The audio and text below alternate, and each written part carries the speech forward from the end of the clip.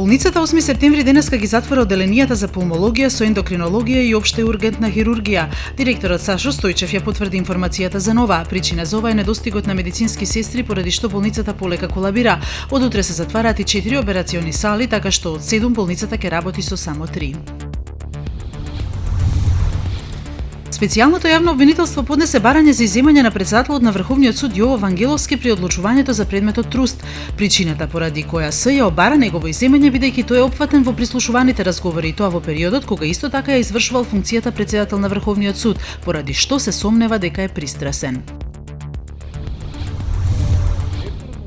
Презентирајќи го годишниот извештај, народниот правобранител Иџат Мехмети вели дека споредено со 2016-та нема никаков напредок, напротив, стагнација и назадувања.